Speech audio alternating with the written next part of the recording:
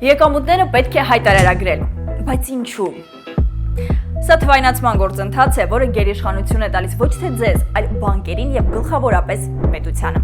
Պարզ օրինակ, դուք կանխիկով միրգ եք գնում խանութից, վաճառողը այդ գումարը ծախսում է շինանյութ գնելու համար, այդտեղի աշխատողն էլ էլի կանխիկով մեքենայի մաս է գնում։ Բանկերը չեն կարող վերահսկել կանխիկի շարժը։ Տարիների ընթացքում էլ այն դուրս կգա շրջանառությունից եւ մենք թափանցիկ կլինենք ՊԵԿ-ի համար, զրկվելով անձնական տվյալների գաղտնիության իրավունքից։